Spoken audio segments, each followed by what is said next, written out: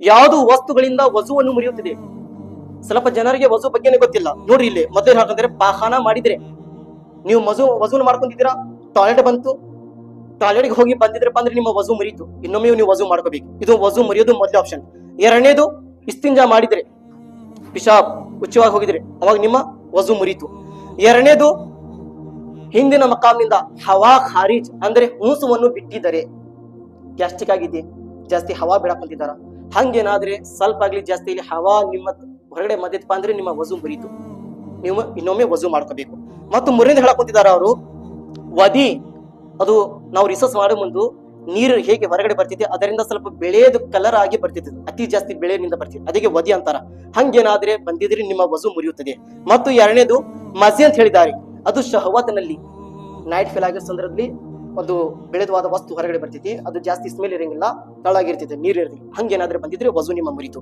ಎರಡನೇದು ಮನೆ ಅಂತ ಹೇಳಿದ್ದಾರೆ, ನೈಟ್ ಫೇಲ್ ಆಗಿದ ನಂತರ ಜಾಸ್ತಿ ಎಕ್ದಮ್ ಗಟ್ಟಾಗಿ ಬರೋದು ಬೆಳೆದು ಏನಿದೆ ಅದಕ್ಕೆ ಮನೆ ಅಂತ ಹೇಳ್ತಾರೆ. ನಾಲ್ಕನೇದು ಜುನೂನ್ ಪಾಗಲ್ ಹೋನ ಅಂದ್ರೆ ಹುಚ್ಚಾಗಿದ ನಂತರ ಏನಾದ್ರೆ ವ್ಯಕ್ತಿ ಕುಂತಲೇ ವಜುದಪ್ಪ ತಕ್ಷಣ ಹುಚ್ಚಾದ ಆ ವ್ಯಕ್ತಿ, ಒಂದು ವಜು ಮುರಿತು. ಮತ್ತು ಮುಂದೆ ಹೇಳ್ತಿರಾರು ಗಶಿ ಚಕ್ರ ಬಂದ್ ಬಿದ್ದಿದ ನಂತರ, ಚಕ್ರ ಬಂದ್ ತೊಳಗಿ ಬಿದ್ರು ವಜು ಮುರಿತು ಅವ್ರದಲ್ಲಿ. ಮತ್ತೆ ಹೇಳ್ತಾರ ಅವರು ತಹಕಾ ಲಗಾಕರ್ ಹಸನ, ನಮಾಜ್ ನಲ್ಲಿ ಮಸೀದ್ ನಲ್ಲಿ ವಜು ಇದಾರ, ಮಸೀದ್ ನಲ್ಲಿ ಹೊರಗಡೆ ಆಗ್ಲಿ ಅದು, ಹಂಗೇನಾದ್ರೆ ಅವರು ಹಾ ಹಾ ಹಾ ಜಾಸ್ತಿ ಧ್ವನಿ ಬಂತು, ಹಂಗೇನಾದ್ರೆ ಬಂದಿದ್ರೆ ನಿಮ್ಮ ವಜು ಏನಿದು ಮುರಿತು. ಇದರ ಜಾಸ್ತಿ ಜನರ ಒಳಗಿದು ನಗೋದು ಬಹಳ ಜಾಸ್ತಿ ಬರುತ್ತೆ, ಹಿಂಗ್ ನಂಗಿಲ್ಲ, ಜಾಸ್ತಿ ಧ್ವನಿ ಮಾಡಿ ನಗ್ತಿರ್ತಾರ, ಅಂತ ಜನರದು ವಜು ಮುರಿಯುತ್ತದೆ, ಅವ್ರು ಇನ್ನೊಮ್ಮೆ ವಜು ಮಾಡ್ಕೊಂಡು ಬರ್ಬೇಕು. ಮತ್ತು ಹೇಳ್ತಾರೆ ಮುಂದರು ನೀಂದಿನಲ್ಲಿ